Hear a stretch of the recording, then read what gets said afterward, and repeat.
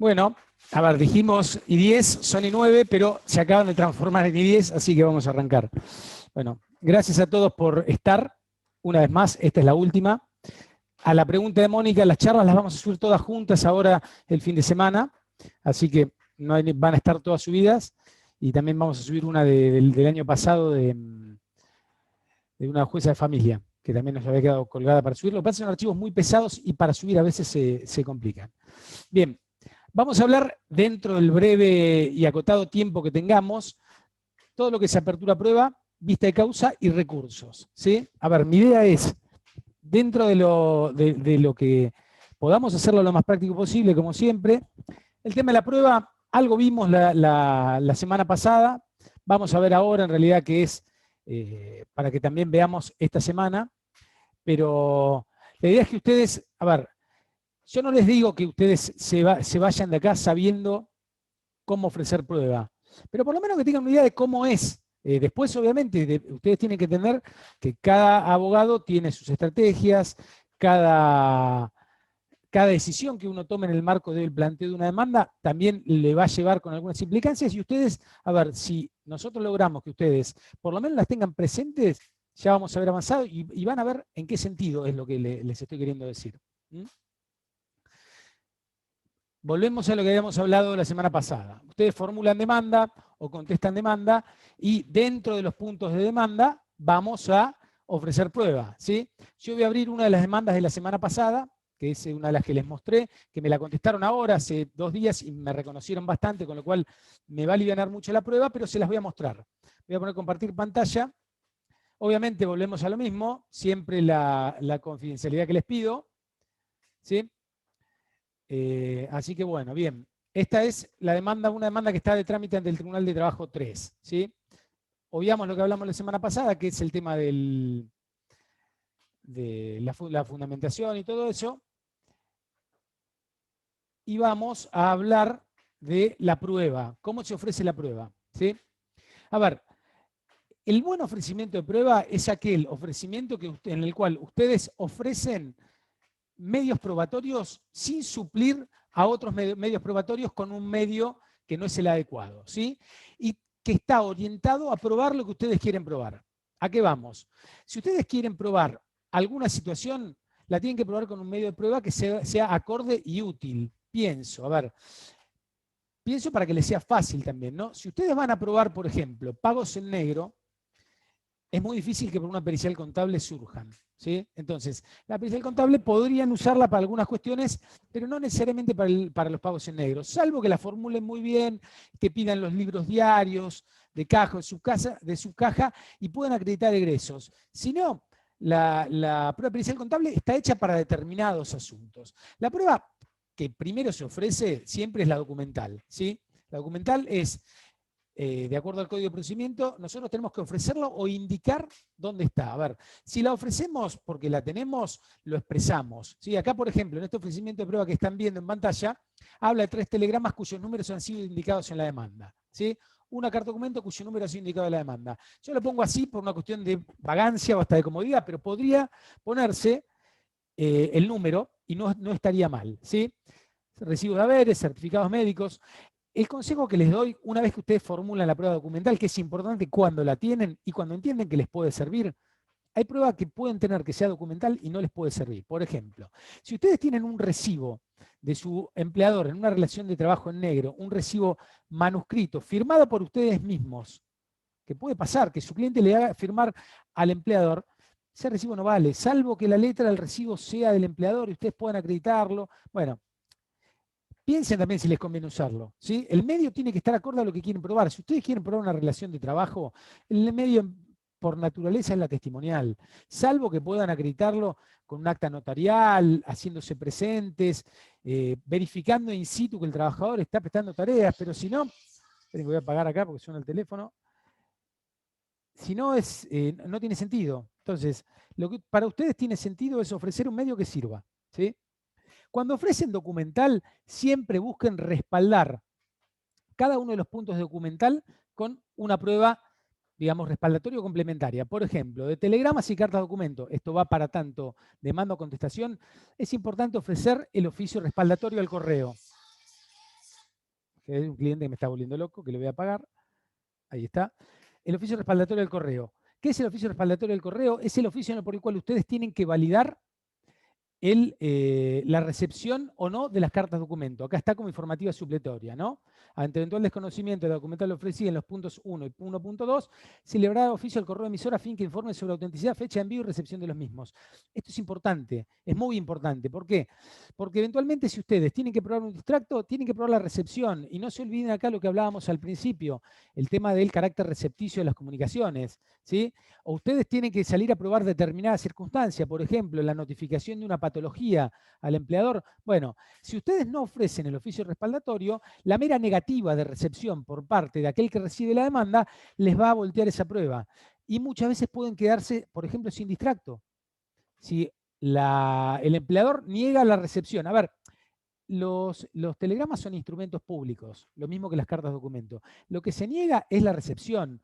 Si quieren negar la autenticidad, es otra historia. Si quieren negar la autenticidad, tienen que hacer una redargución de falsedad respecto de ese instrumento público, que lo es el telegrama. A ver, y lo que es puede suceder, en otra época sucedía más que se truchaban telegramas, pero es muy poco habitual. Si ustedes lo recibieron por buena fe, les conviene no negarlo. Si ustedes no lo recibieron, digan, no lo recibí y que en todo caso tenga que probarlo el otro. Les digo por qué es importante, a ver, tanto el oficio respaldatorio como asumir una conducta procesal que no se riña con la buena fe. ¿Por qué? Porque la buena fe va a ser merituada por los jueces al momento de dictar sentencia.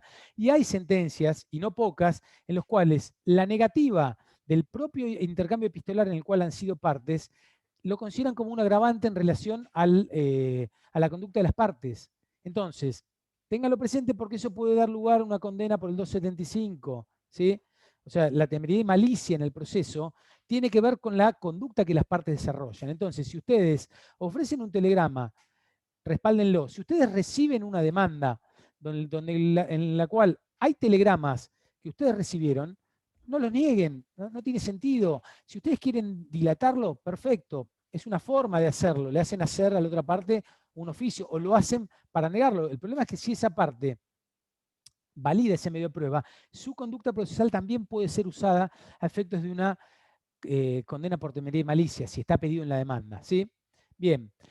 Cada prueba, como dijimos, va respaldada. Los certificados médicos, por ejemplo, deberían estar respaldados en alguna pericia médica. Pueden no hacerlo también. El punto es, no lo hacen, pierden ese medio de prueba.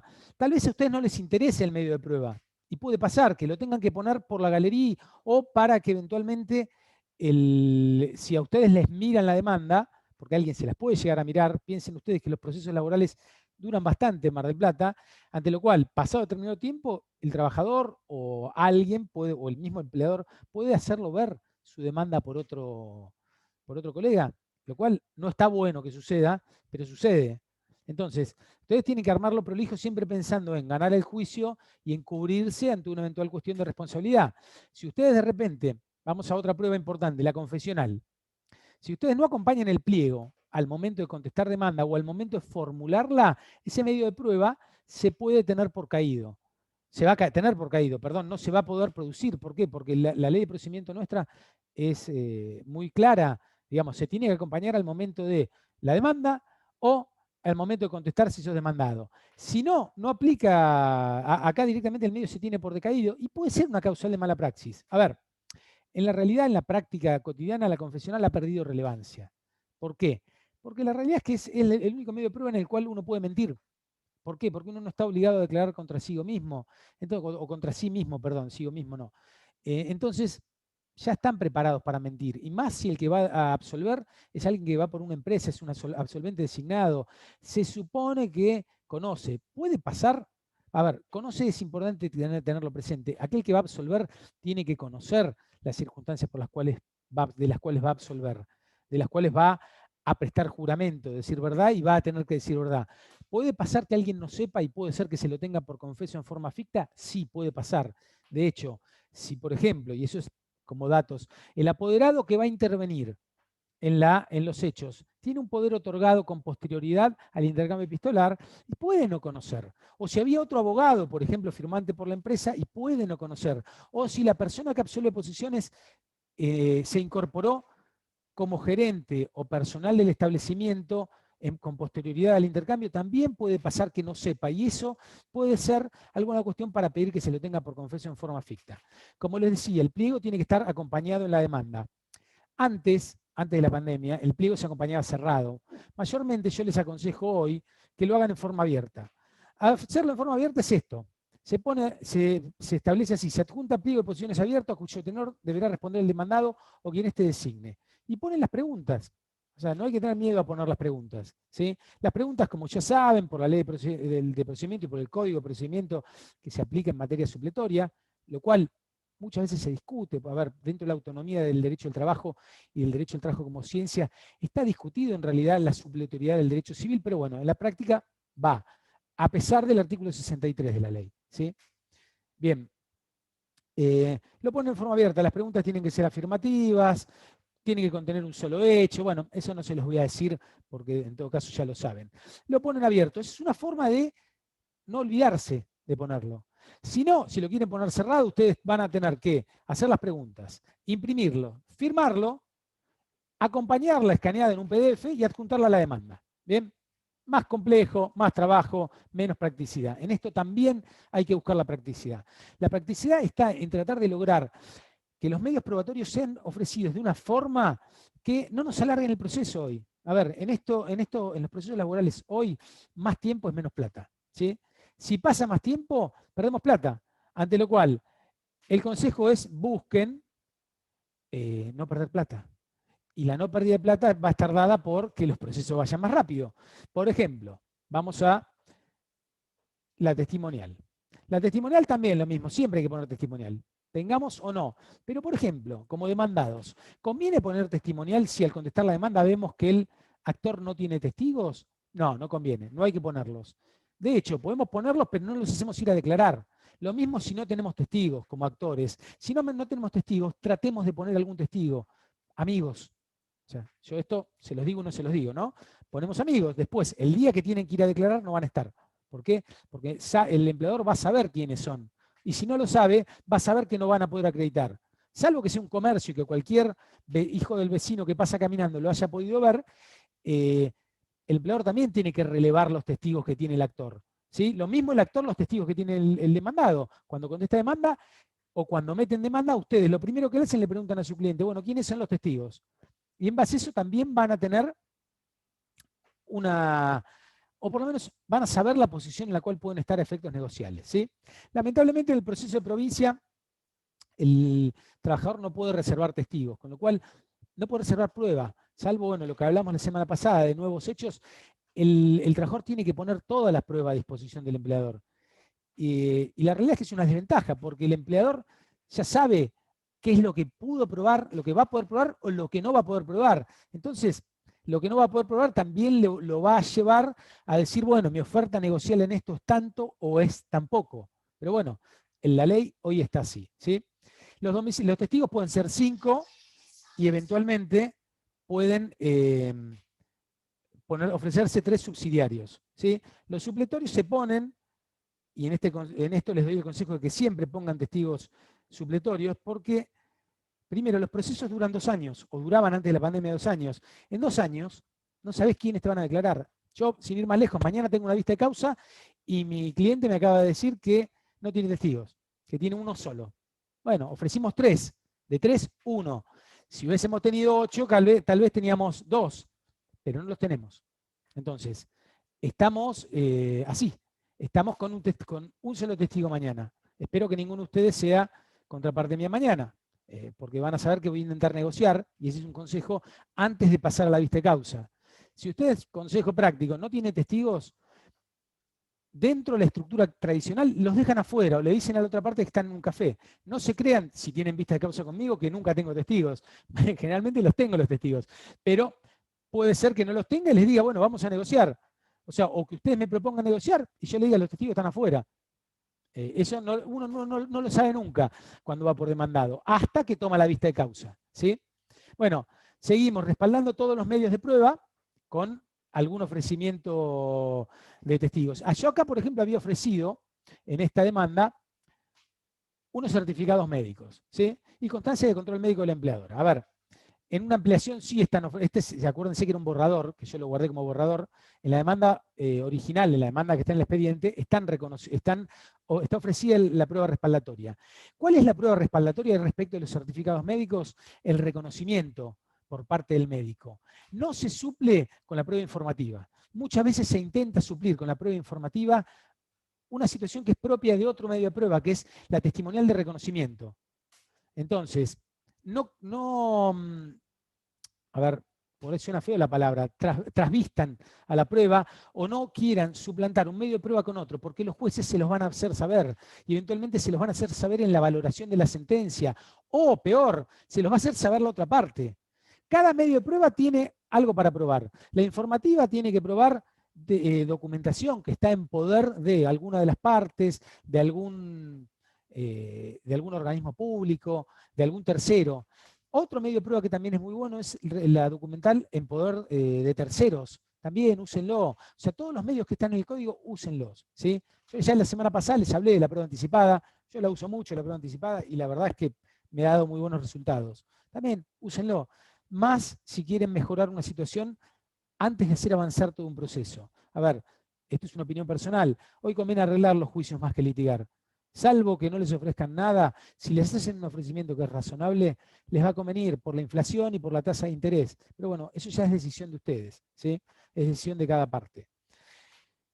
Y volvemos a por lo mismo, facultades investigatorias del tribunal. Los tribunales a veces las usan, yo se les expliqué la otra vez.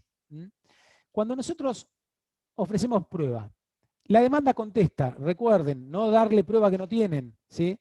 Voltearle la prueba que se pueda, también. Ustedes pueden oponerse a la producción de prueba. Por ejemplo, muchas veces se ofrece una pericial contable para trabajo en negro. Esa prueba es irrelevante. Lo único que hace esa prueba es le causa más gastos al empleador. Entonces el empleador puede oponerse y fundar por qué. A ver, puede decir, yo he negado vínculo, no va a surgir de mis libros. Si la pericial contable apunta a otra cosa, por ejemplo, a probar cuánto era el valor del salario que debió haber percibido un trabajador, bueno, eso es otra historia. Pero eso sí se puede suplir con un oficio, no con una pericial contable. La pericial contable es sobre los libros de la empresa. A ver, si ustedes están en negro, tienen el juramento del 39, no vayan con una pericial contable que les va a alargar el proceso innecesariamente. Vayan con el juramento del 39, pidan los oficios al sindicato para que acompañe escala salarial y punto. Y ganen tiempo. En esto, no se olviden, tiempo es dinero. ¿Sí? Bien.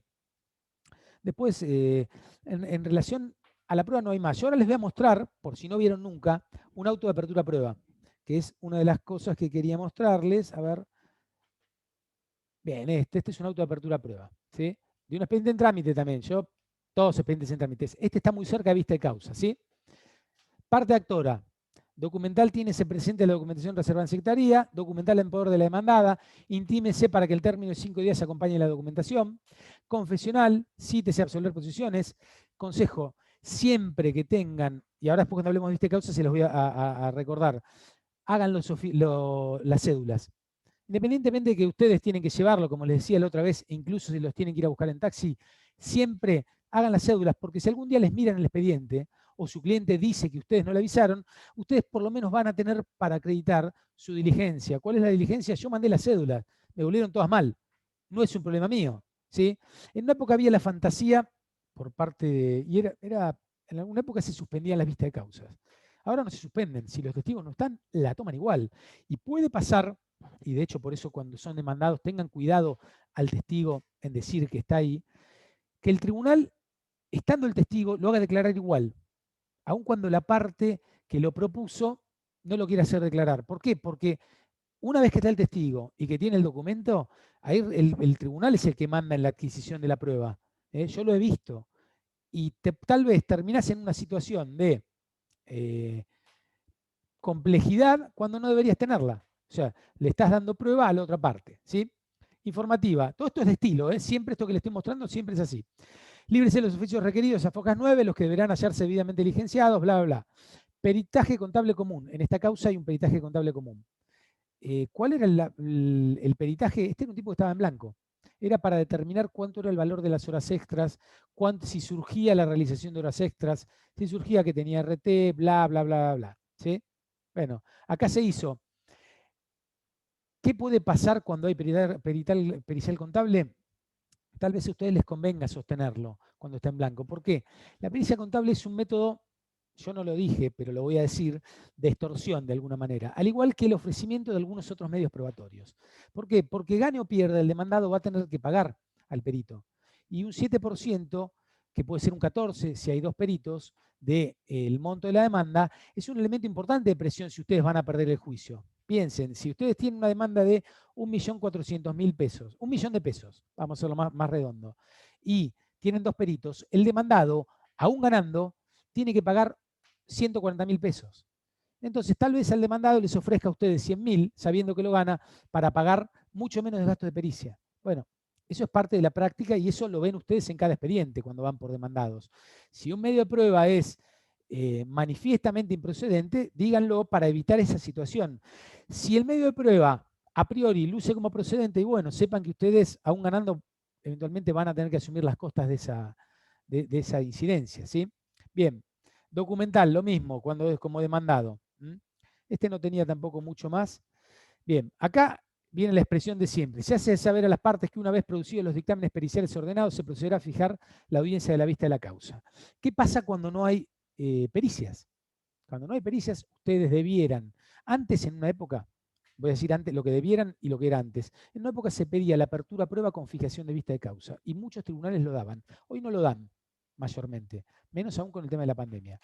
No te están fijando algunos tribunales todavía la vista de causa, menos te van a fijar así. Pero supongamos que ustedes tienen un expediente donde no tienen pericia ordenada, bueno, pasan los 60 días y pídanla.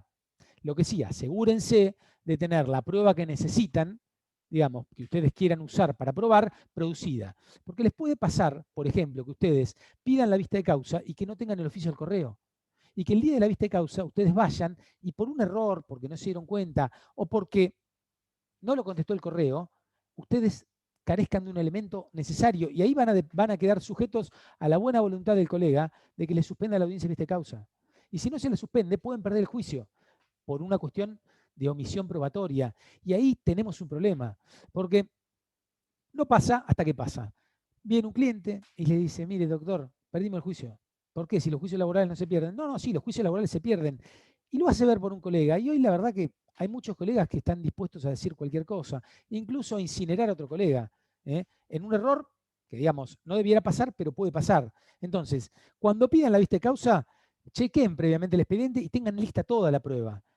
Porque el tribunal, si ustedes piden la vista de causa y le falta una pericia, se los va a hacer saber. Si le falta notificar la impugnación de la pericia, tal vez se los va a hacer saber, pero si le falta un oficio, no se los va a hacer saber. Y ustedes van a quedar, perdón que les diga, en bolas y expuestos a una situación que puede ser mala a futuro. ¿Sí? Respecto de este auto, que es el auto de apertura a prueba, ustedes tienen la posibilidad de plantear una revocatoria. Si a ustedes les falta un medio de prueba que es importante o el tribunal se equivocó, tienen que plantear la revocatoria dentro del tercer día para que incorporen el medio de prueba, como una revocatoria normal. Digamos, dentro del proceso, dentro de los recursos, el de revocatoria es un recurso bastante usado. Es más, existe la revocatoria in extremis, que es una creación pretoriana, y también lo usan. A mí hace 4 meses, en contra, un abogado que había contestado una demanda, un abogado que conmigo se portó muy mal. Yo por eso lo hice, si no, no lo habría hecho. Contestó demanda y no acompañó las copias. Y tampoco acompañó el bono. Y el tribunal lo intimó bajo apercibimiento de no tenerle por contestar la demanda. Yo reitero, es un abogado que en otro asunto se portó muy mal, mintiéndome directamente. Me hizo ir 3 veces al Ministerio de Trabajo a audiencias que no existían. No voy a dar ni el nombre de la causa ni el colega. En función de eso, dije, bueno, listo, esto es así, la vuelta de la vida nos pone en este lugar y le pedí la rebeldía. Y la concedieron la rebeldía. Y metió una revocatoria y le rechazaron la revocatoria. Y metió una revocatoria in extremis y le hicieron lugar a la revocatoria in extremis. A ver, no voy a meditar por qué lo hicieron.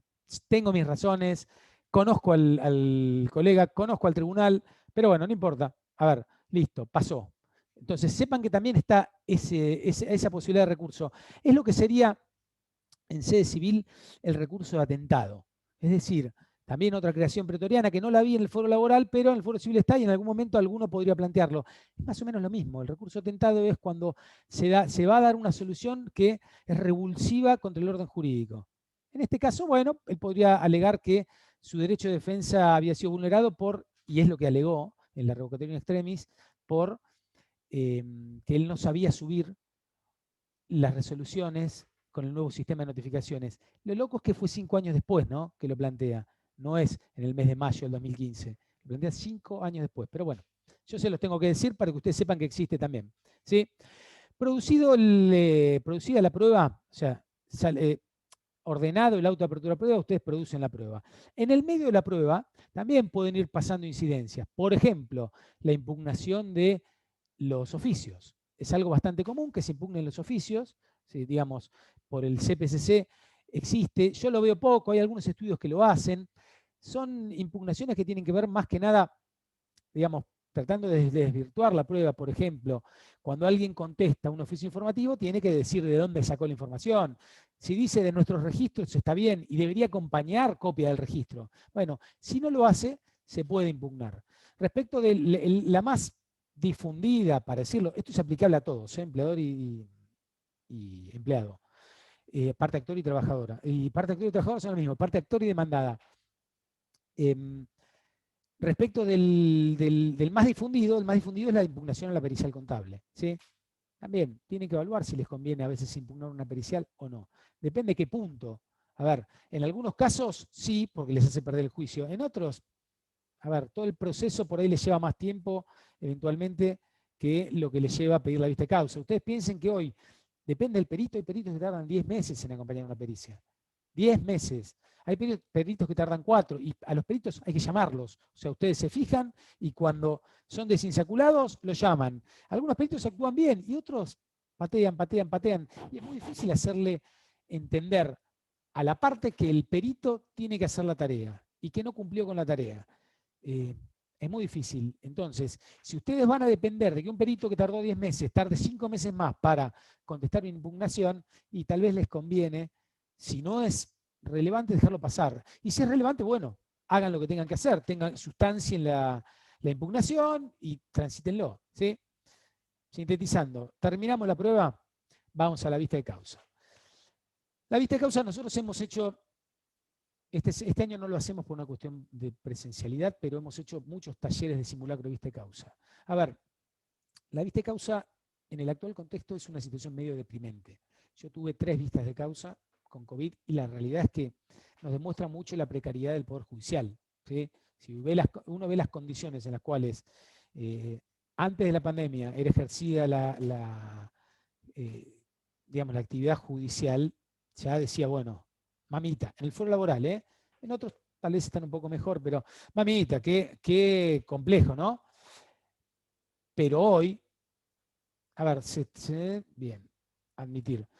Bueno, se está perdiendo el sonido y a veces pasa por el tema de la señal. Está bien que me lo marques, a ver, trato hasta ahora me marca a mí que está todo bien. Las preguntas las contestamos después, ¿sí? Bien, bueno, acá hay una pregunta, después las contesto las preguntas. Volvemos. La vista de causa es como era antes. Si no han tenido vistas de causas, tiene algunos rituales. El trabajador se sienta en un lugar, se sienta generalmente a la derecha de la sala, el empleador se sienta a la izquierda, las preguntas tanto a los testigos como a los absolventes las lleva adelante el tribunal, ¿sí? Si hay alguna oposición o alguna sustanciación de algo, se formula ante el tribunal y el tribunal es quien la va a sustanciar y la sustancia en el momento. Por ejemplo, una oposición bastante común es a la absolución por parte de aquel que no estaba designado cuando acompaña en un certificado médico el empleador. ¿Sí? Se corre traslado en el acto, el tribunal resuelve en el acto. A ver, en esto también busquen lo más sencillo, salvo que sea una prueba que la necesiten, bueno, véanlo. Busquen lo más sencillo porque todo ese proceso les va a llevar 4 o 5 horas. ¿Sí? Sumadas a las horas de negociación, es bastante. Los testigos prestan testimonio, digamos, se paran adelante del tribunal, el tribunal interroga libremente, después interrogan las partes libremente, cada parte en cuanto a testigos puede interrogar a sus testigos, interroga primero a sus testigos y después los interroga a la otra parte, y una vez que finaliza la audiencia, hay un alegato. En una época el Tribunal 1 los desdoblaba y decía que los podían hacer por escritos. Es una práctica que está mal.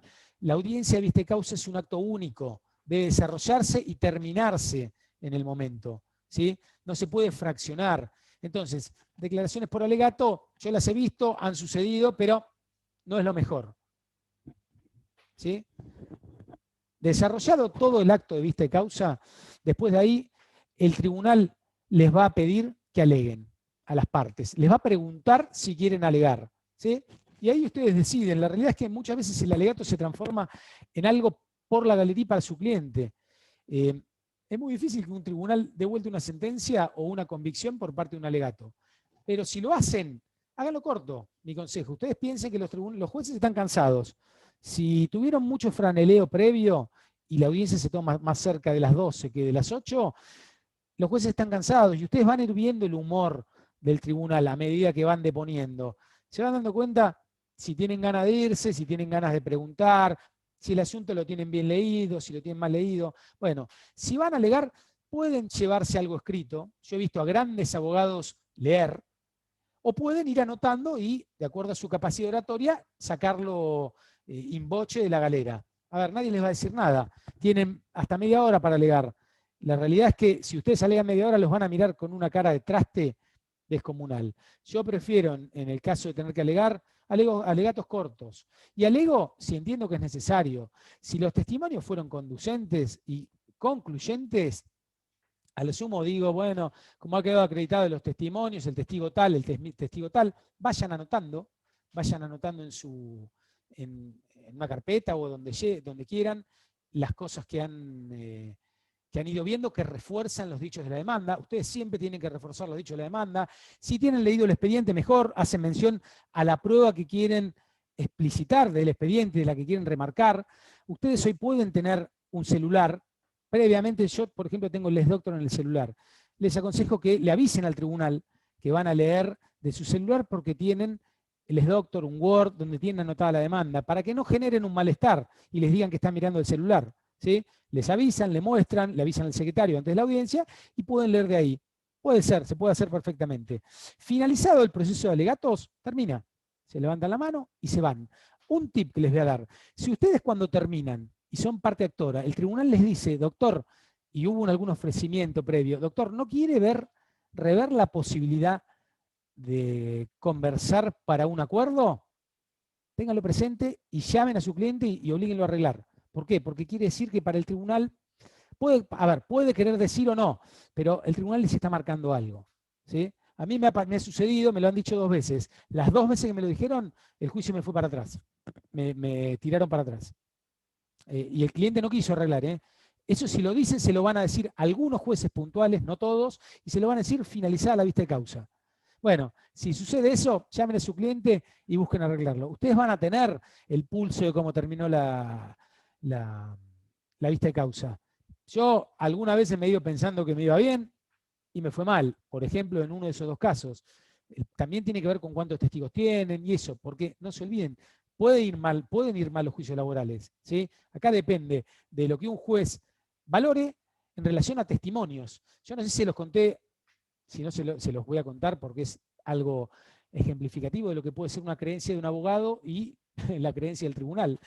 En un juicio del Tribunal 4, con rebeldía, incluso con rebeldía, hice declarar a un testigo, tenía un solo testigo, un juicio medio complejo, una fábrica en negro, una cuadra encima, no una fábrica cualquiera, una cuadra. Bueno, hice declarar a un testigo que estaba vestido con el uniforme de River. Si ya lo escucharon, sepan que es de viejo y de reiterativo, pero bueno, pero es un buen ejemplo. Estaba vestido con el uniforme de River. Lo hicieron declarar todo, mi testigo fue muy preciso en un montón de cuestiones, tal vez estaba preparado un poco, tal vez había leído la demanda antes de ir, tal vez se le había pasado el trabajador y no el abogado, nunca lo hace el abogado eso, y si lo hace no lo dice.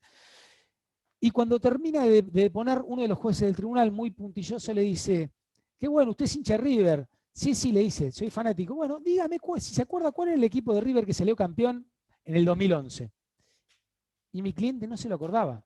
O sea, un cliente que había sido tan memorioso para deponer, no se acordaba cuál había sido el equipo campeón cuál había sido el plantel del equipo de sus amores, que lo tenía pegado en la piel y tatuado. Bueno, el tribunal entendió que el testigo no era fiable, que el testigo mostraba parcialidad y nos voltearon la demanda. Bueno, ténganlo presente, eso ustedes solo los van a saber cuando termine la vista de causa. Siguiendo, termina la vista de causa, que sale dentro de un periodo de 90 días, sale una sentencia. Hasta tantos, 90 días es lo que dice el código, ¿no? Hasta tanto salga la sentencia, ustedes pueden negociar un acuerdo.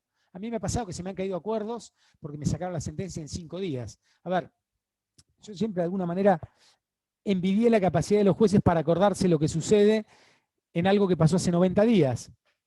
Pero bueno, esto es creer o reventar. Y la realidad es que los papeles, yo nunca vi los papeles, o a veces sí los vi, y yo creo que ya lo tienen de alguna manera cocinado antes de la audiencia y lo refuerzan o no con lo que dice la audiencia. Sale la sentencia, ustedes pudieron negociar hasta ese momento, si no pudieron negociar, si ganan o pierden, tienen la posibilidad de plantear recursos. Bien, vamos a hablar de qué recursos tienen. A ver, apelación, no, obviamente, porque no estamos en el fuero civil. ¿Podrían apelar? Sí, solo alguna cuestión puntual que tenga que ver con un amparo y que transite, por ejemplo, en el Tribunal de Trabajo. Ustedes sepan que por el mecanismo de asignación de causas de la Suprema Corte, un amparo laboral les puede terminar en cualquier lado, pero supongamos que un amparo laboral les termina en el fuero laboral, ¿sí? Se rige por la ley de amparo, 9.686 creo que es, no me acuerdo exacto, pero creo que sí. Bueno, ahí procedería una apelación. Esa apelación sería por el procedimiento de la ley de amparo, y tienen que apelar y van a Cámara, no van a la Corte. Bueno, ténganlo presente, por ejemplo, un buen ejemplo de eso es López con Plurimar, una demanda del Tribunal 3, una acción de reinstalación por despido discriminatorio, tramitó por amparo, el amparo, el tribunal hizo lugar a la acción, fue a Cámara, la Cámara integrada por civilistas, repito, no jueces del fuero, resolvió que no correspondía, fueron recursos extraordinarios a la Corte y la Corte confirmó lo que había dicho la Cámara, con lo cual transitó un procedimiento a través del fuero laboral, el fuero civil, y llegó a la Corte y terminó mal. A ver, la burrada o lo que está mal es que un juez que no sea el fuero tenga que entrar a conocer en algo específico. El criterio de especificidad también debe primar a veces, pero bueno, a veces no sucede. Si no es el caso, tienen que plantear el extraordinario. A ver, tengan presente que no cualquier cuestión puede ir a la Corte. Primero tienen que ver el tema del monto, ¿sí? Tiene que superar el monto establecido, digamos que, no me acuerdo ahora cuánto, son 70 IUs, creo que son, no, son 500 o 700.000 pesos. Después se les voy a decir específico para que lo tengan presente. Eso se fija en la Corte en cuánto está el valor del recurso extraordinario. Ese monto tiene que abarcar la condena en costas, ¿sí? La condena en costas para cualquiera de las partes, ¿sí? A ver, en realidad, si depende, ahí hay complejidades, ¿no? Si las partes son un litisconsorcio pasivo necesario, bien, y la condena abarca, digamos, supera ese monto, los dos pueden recurrir.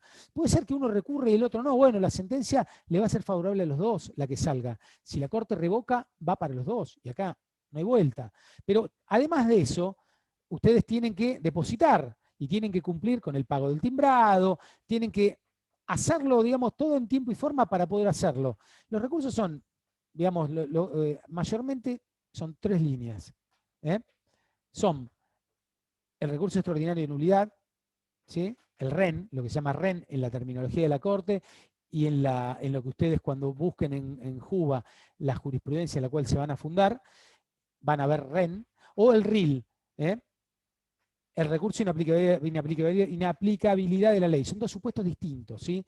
No pueden ser promiscuos, no puede ponerse uno u otro. En realidad, se pueden plantear los dos, ¿sí? Porque puede haber sentencias que tengan nulidad en una parte y inaplicabilidad de la ley en otra. Lo que no puede ser es formulado en forma promiscua. Digamos, pueden ser formulados en un mismo escrito, sí, pero indicando cuál es la materia objeto del recurso extraordinario de nulidad o ¿Cuál es la materia del recurso de inaplicabilidad de la ley? Porque tiene supuestos distintos. Yo he visto a grandes abogados plantearlos en un mismo escrito y se puede. He visto a abogados plantearlos en forma separada también. Yo los he planteado en un mismo escrito, los he planteado en forma separada también. En los dos casos, la Corte va a iniciar un trámite de admisibilidad formal que lleva a que, a ver, el primer trámite de admisibilidad lo da el Tribunal de Grado. Yo respecto a los trámites de admisibilidad del Tribunal de Grado, muchas veces he visto que dejan pasar cualquier cosa. ¿Por qué?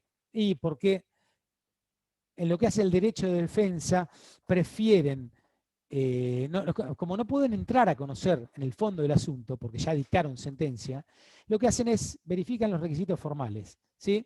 Pero muchas veces dentro de los requisitos formales estaría bueno que los jueces puedan valorar si la doctrina citada es doctrina legal de la Corte. Y acá vamos a lo que tenemos que empezar a ver del recurso extraordinario de inaplicabilidad de la ley. La inaplicabilidad de la ley solo procede ante violación de la doctrina de la Corte, y no cualquier fallo que encuentren en JUBA es doctrina de Corte, sino la doctrina de Corte es la doctrina que tiene mayoría y que la misma Corte cita como su doctrina, ¿sí? Eso es consolidada en el tiempo. Y tiene que estar adaptada al caso puntual, no cualquier fallo que sea parecido en cuanto a los hechos es asimilable para que implique violación de la doctrina legal. No, tiene que ser un caso que guarde identidad.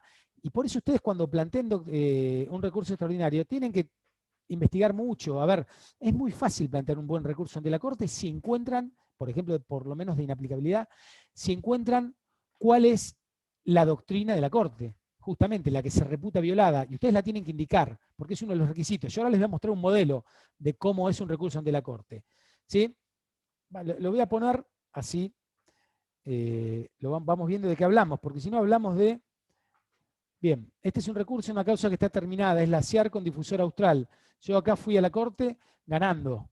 Gané, no me dieron una multa y fui por la multa. Y lo gané también en la Corte. Y después lo arreglé. Antes de que quedara firme la sentencia de la Corte, lo arreglé. Pero esto lo que les voy a mostrar es el esquema. A mí me gusta mucho este recurso y lo he usado muchas veces en charlas porque tiene algo que es puntual. Es corto.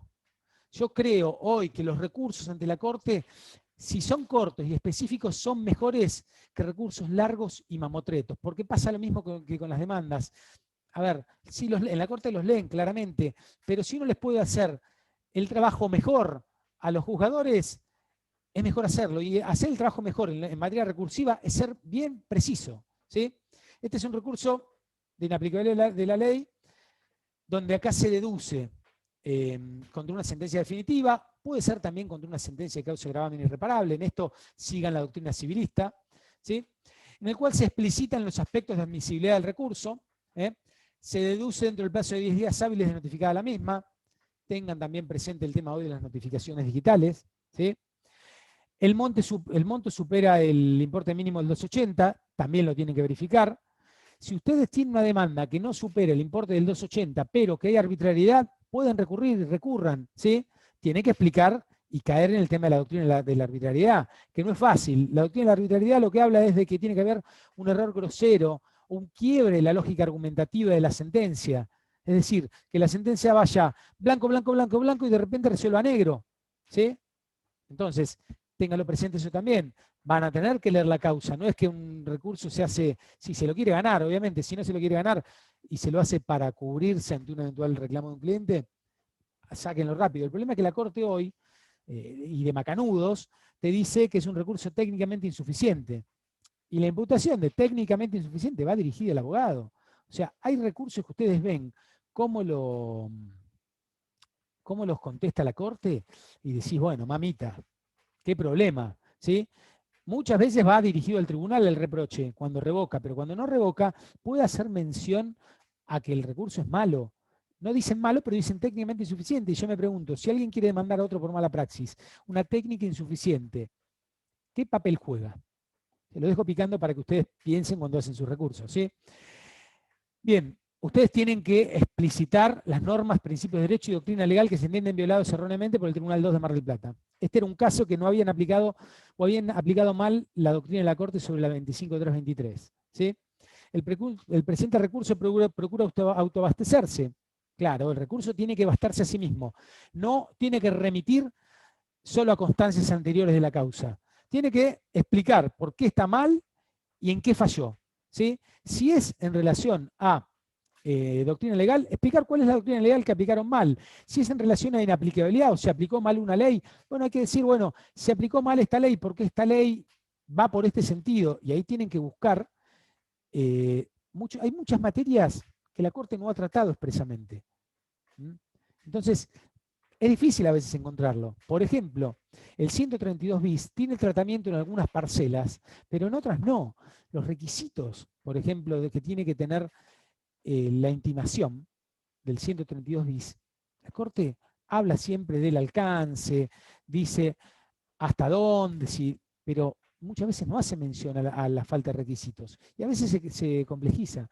Yo planteé uno a la Corte que después me lo arreglaron, después de que lo planteé, había ido como demandado, justamente porque el actor, perdón, nunca había intimado por el 132 bis, y el tribunal me condenó igual. Y es muy común que los tribunales de acá condenen por el 132 bis, aun cuando no esté intimado.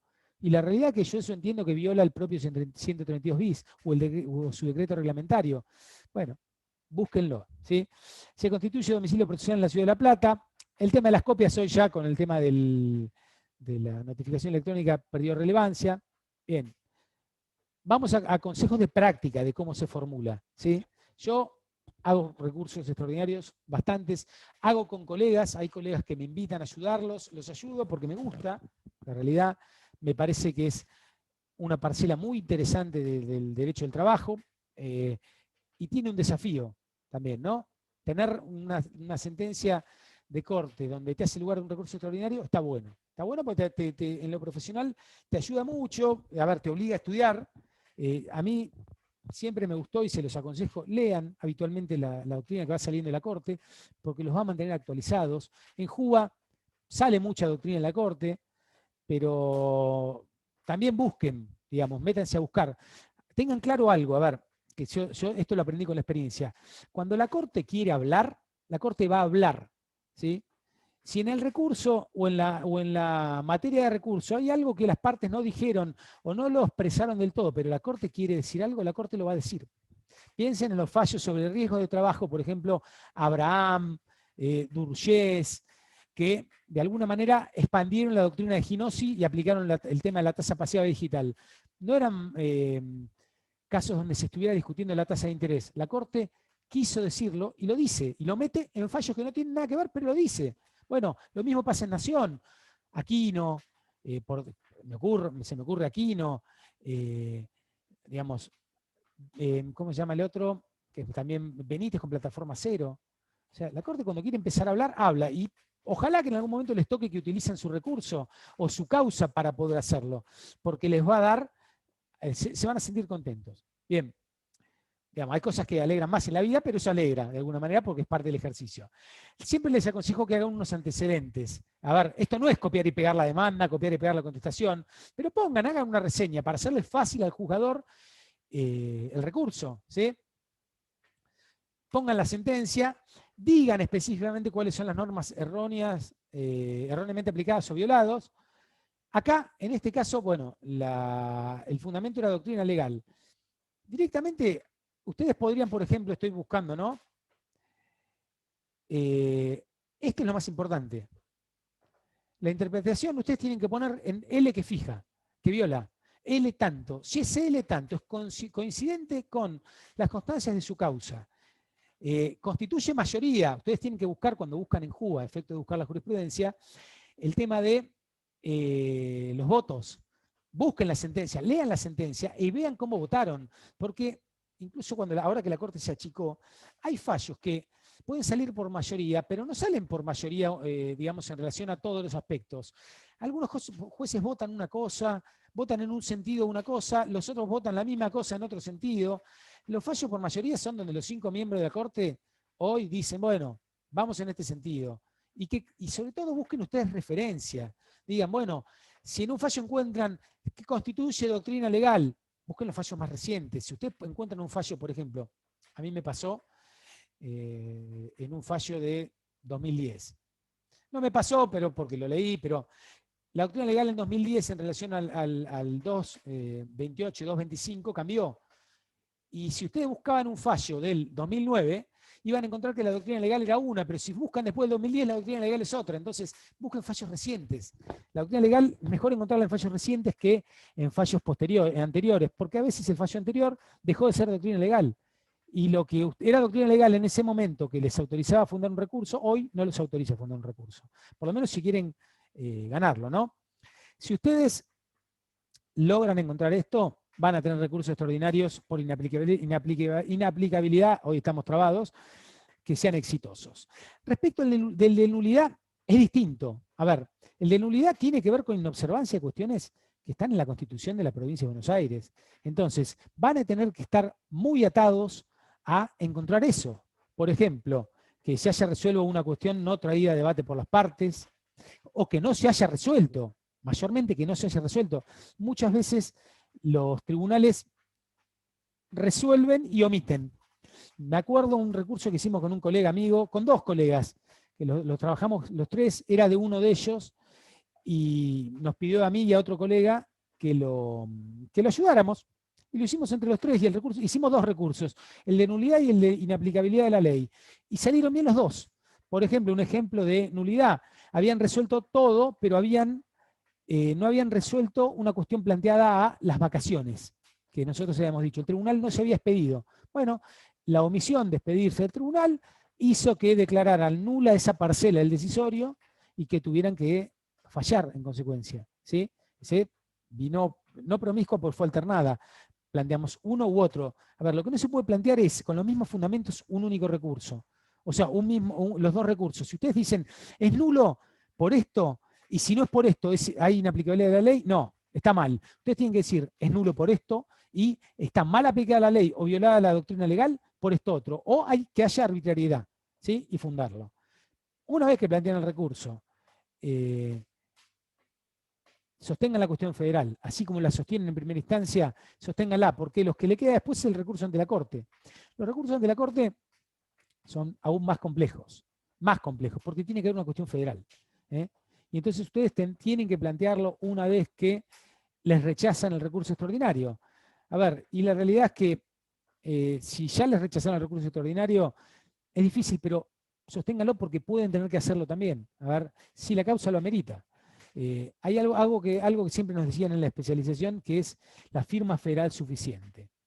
En algunos casos les va a convenir buscar que los ayude o que los ayude a firmar un colega que tenga firma federal suficiente, es decir, que haya litigado ante la Corte, que sepa, que tenga experiencia, porque si no, muchas veces van con la plancha del 280 y a la muerte.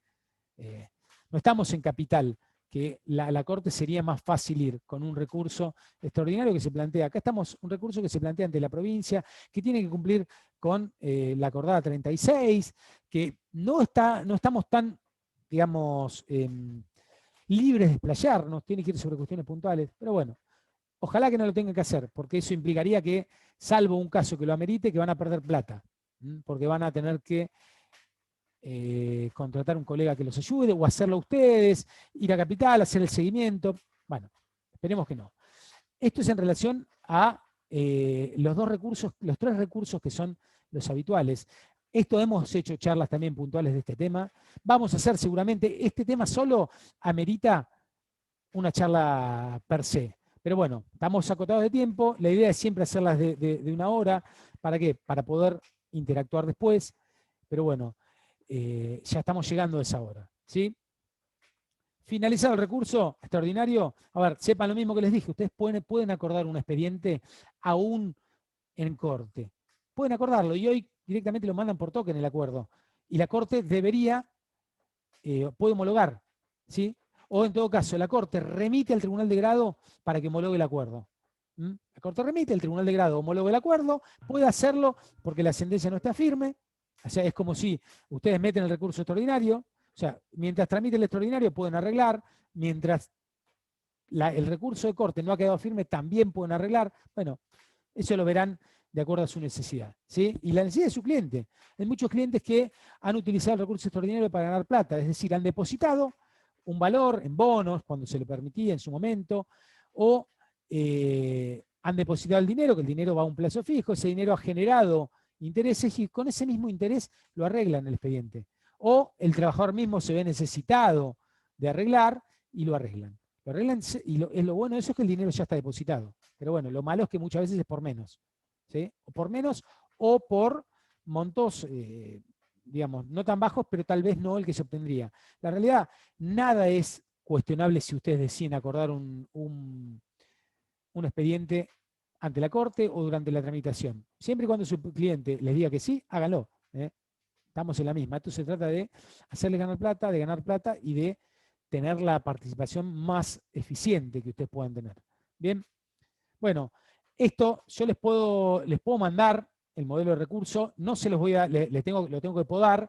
Ahora nosotros vamos a subir las charlas y les vamos a mandar material, ¿sí? Así como les llegó hoy, les va a llegar un mail con todo el material correspondiente o lo que nosotros estimamos que va por cada charla, ¿sí? No les voy a mandar una demanda porque no tiene sentido. Lo que les ofrezco es ayudarlos y todos nosotros ofrecemos ayudarlos cuando tengan que hacer una demanda. A ver, consulten, trabajen con otro colega, lo que les decía la primera vez. Si es en materia de recursos, peor todavía, es más aún tienen que trabajar con otros colegas. En la parte de prueba pueden consultar al tribunal, sí, pero a ver, hoy no tiene gran ciencia. Por ahí, lo más difícil hoy es cuando hablamos de prueba electrónica.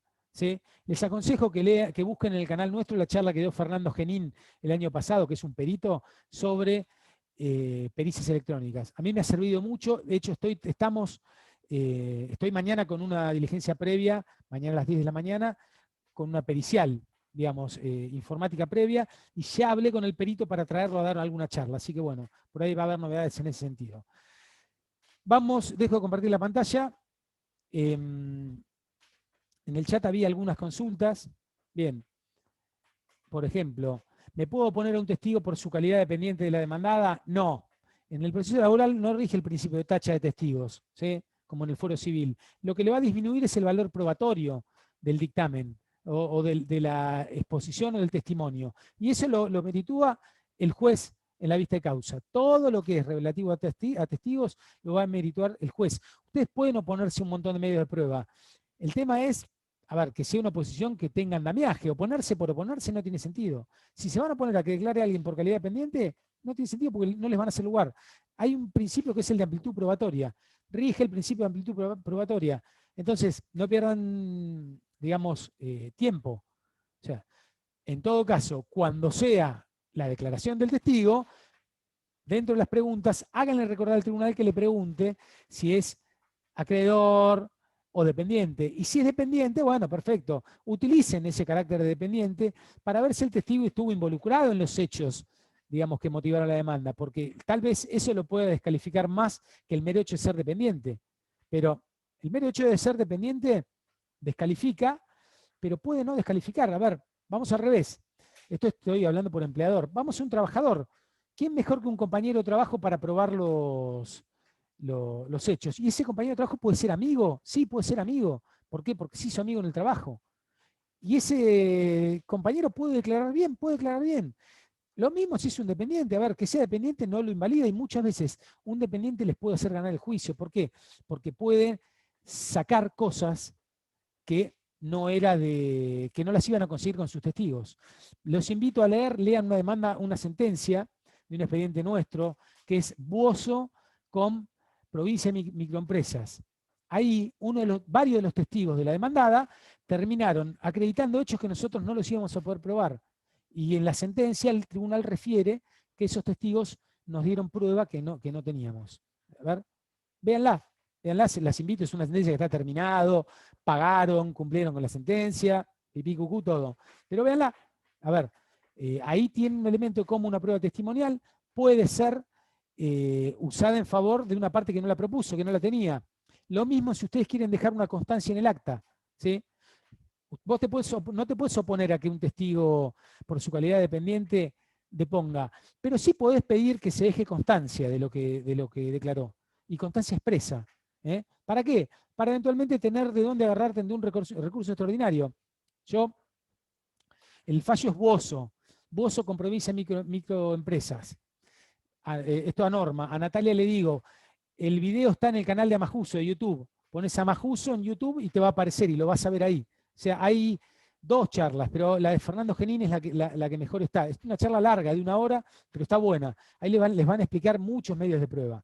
Bien, me estaba perdiendo de algo que les quería decir y me fui, pero no importa. Ya volverá o no volverá. En ese fallo Bozo van a encontrar ese tema puntual.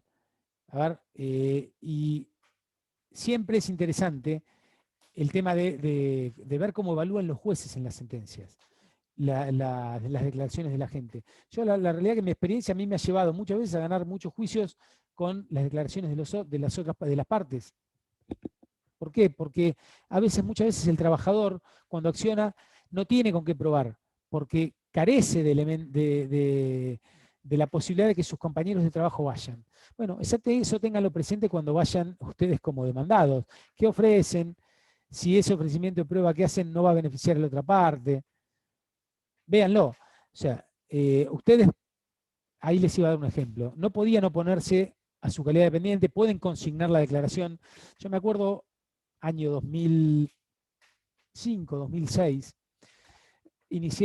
continué un expediente iniciado por un colega, donde en un tribunal muy adverso en esa época, muy adverso, porque el tribunal era muy adverso a la figura, digamos, cuando había un demandado específicamente, había un demandado que tenía muy buena llegada al tribunal, nosotros lo sabíamos, porque conocíamos a uno de los jueces, puntualmente, conocíamos a todos, pero bueno, con uno de los jueces sabíamos que, o nos había dicho de alguna manera, esto con los años ustedes lo van a conseguir, también ese feedback con los jueces, que el tribunal con el empleador era bastante condescendiente. Tal punto, esto es anécdota, yo tuve muchas vistas de causas en ese tribunal con esa conformación, que por ejemplo, en una de esas conformaciones, en una de esas audiencias le dijeron al demandado, doctor, y no era doctor, era un empresario muy conocido que tiene un shopping que tiene su nombre, con eso les digo todo. Y en otra vista de causa, uno de los jueces le dijo a otro de los jueces, doctor, su jefe, refiriéndose al demandado, se va a enojar por esto. O sea, lo dijo adelante nuestro. Adelante nuestro, ¿eh? Lo dijo. Imagínense ustedes cuál puede ser la previsión de resultado que uno puede tener en una audiencia si ve una cosa así. Hoy esto no pasa. Y si pasa, por lo menos será solapadamente. Los jueces son probos, los jueces se cuidan también. Bueno, pero nos pasó eso. En función de eso, sabiendo eso, en una audiencia de vista de causa, yo pedí que me consignen textualmente lo que dijo un testigo. El tribunal me dijo, doctor, no somos delincuentes. Me dije, así, no somos delincuentes. Obviamente no me lo consignaron en la audiencia y la sentencia se pueden imaginar cómo salió. El testigo que había dicho blanco, en el acta dijo negro. Bueno, esto fue hace muchos años en un tribunal que no está conformado hoy así, por suerte, que cambiaron los jueces, pero sépanlo. A ver, si ustedes quieren dejar algo asentado, déjenlo asentado porque les va a permitir ganar un juicio. Y pónganse firmes. Ustedes son abogados, son auxiliares de justicia y dentro de la situación tienen derecho a peticionar. ¿Sí? A ver, yo no les digo que insistan con cosas que no tienen razón, porque se van a poner al tribunal mal predispuesto, vamos a decirlo de alguna manera. Pero si ustedes ven alguna situación que amerite, háganlo. Háganlo. Y defiendan la muerte. Y si se tienen que pelear con el tribunal con respeto, pélense con el tribunal. Cuestiónense con el tribunal. Y en todo caso que el tribunal tenga que sentarse y votar y decirles por qué no. Pero esa votación va a ser antes, va a ser una incidencia. Lo van a hacer en el marco de la vista de la causa. Y lo van a resolver ahí. Y ustedes por lo menos van a quedarse salvados o van a decir, bueno, por lo menos hice todo lo posible para salvar a mi cliente. Espero que no les pase porque son momentos feos cuando les pasa. Pero bueno, si les pasa, háganlo. Bien, no sé si alguien tiene alguna duda más. Si no, me las pueden mandar por mail, las pueden mandar a Majuso por mail, las pueden poner en los grupos de consulta, como decimos siempre. Pero sáquenselas todas las dudas que tengan. No, a ver, y sáquenselas antes de tener que hacer un recurso, o antes de tener que cuestionar algún tema de prueba, o antes de tener que hacer algo. O háganlo con tiempo. ¿Sí? Hay muchos colegas que están muy dispuestos a ayudar. Colegas que saben, hay otros que no. Bueno, a ver, ustedes ya más o menos saben quiénes son colegas que les pueden dar una mano, y hoy hay herramientas que otros no teníamos en su momento. Todos los grupos de consulta hoy son herramientas tremendas, tremendas para consultar, ya sean los de Amajuso u otros, ¿sí? Y hay abogados que están dispuestos en forma gratuita. Obviamente también hay abogados que pretenden cobrar.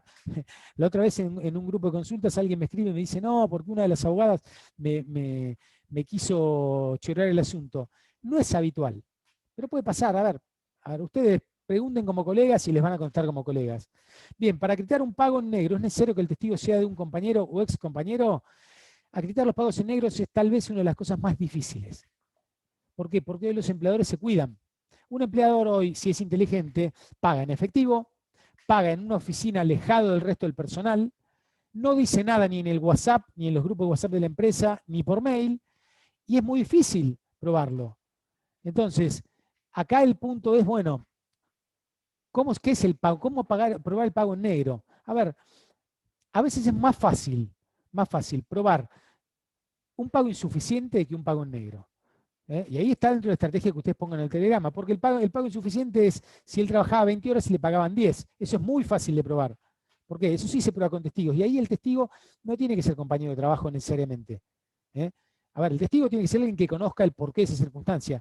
Obviamente, si queremos probar un pago negro y tenemos un ex compañero, y por ejemplo, ese ex compañero era quien le pagaba, sí, vamos a tener un excelente testigo. 10 puntos. Y el empleador va a saber que lo vamos a poder acreditar. Pero si para probar un pago negro tenemos un compañero que lo único que veía que era que el otro trabajador hacía la fila para cobrar, a ver, a lo sumo lo que podrá decir es, sí, era habitual que en la empresa se pagara en negro. ¿Por qué? Y porque a mí me pagaban en negro. Pero bueno, el tribunal ahí vamos a ver cómo lo entiende eso, ¿sí? A esa prueba, ese pago en negro habría que intentar reforzarlo buscando algún otro elemento. Conversaciones WhatsApp, depósitos, muchas veces, y es muy loco, hay pagos en negro. Estoy ahora con un intercambio en el cual a mi cliente en recibo tenía 24 lucas por mes y le pagaban 70 en la cuenta. Está bien, había una relación de familiaridad, pero no importa, le pagaban 70. Entonces, con eso voy a poder acreditar el pago en negro. ¿Sí? Si asesoran empleadores, díganle que no cometan esos errores. Bien, si no, el pago en negro con un ex compañero tal vez lo podemos probar o tal vez no, pero siempre busquemos la forma de completar eso. Ustedes, cada circunstancia relevante del proceso que quieran probar, el proceso me refiero, digamos, no del proceso, perdón, de la traba de la litis que quieran probar o de los términos de intercambio, acompáñenlo con todos los medios de prueba que puedan, ¿sí? Con todos. Si tienen uno, bueno, utilicen el uno, pero si tienen uno que lo pueden respaldar con una informativa, que a su vez lo pueden respaldar con una pericial contable y con testigos, mejor, va a ser involteable. Y ahí, por ejemplo, les doy un ejemplo que se me ocurre por un asesoramiento a una empresa de antes de ayer o no, el sábado, una locura. El sábado a las 8 de la noche teniendo un Zoom con una empresa que es conocida ahora de Buenos Aires porque tuvieron 144 chicos que volvieron de viajes de egresados, ¿no? Contagiados de COVID. Están los diarios. Bueno, el consejo fue certificar tu página web. ¿Y cómo la certificás? Y con un ingeniero, con un perito al lado. No la certifiques. El abogado de penalista era en otra materia, Derecho del Turismo, que yo también hago y me gusta bastante. Les decía, certifica la página web para ver que hay una licencia habilitante. Entonces yo, cuando termino eso, le digo, bueno, ¿y ustedes tienen un perito? Sí, ¿para qué? Para que el escribano certifique con el perito, digamos, para que el escribano, perdón, certifique que el perito ingresa a la página web respetando todos los protocolos y que lo que certifique no es la página web, sino que el perito ingresa a la página web y que la página web dice eso. Bueno, eso es utilizar dos medios probatorios en uno, ¿sí? Esa es la certificación correcta, porque la página web per se puede ser impugnada, puede ser redarguida de falsa porque puede no acreditarse, por ejemplo, que no estuviera hackeada. Entonces, ustedes, si van por trabajadores, es muy difícil que lo puedan hacer en ese acto. Les va a costar primero tener un acta notarial, pero un acta notarial está a 10.000 pesos. Y una certificación de una página web por un perito está a 25.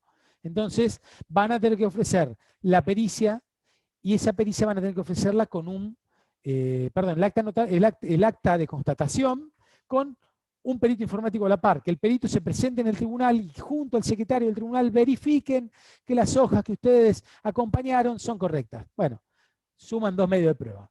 ¿sí? Ese es el consejo. En materia de prueba, lo que abunda, si es eficiente, no daña. Lo que abunda, si no sirve para nada, daña, porque pasa el tiempo. ¿Mm?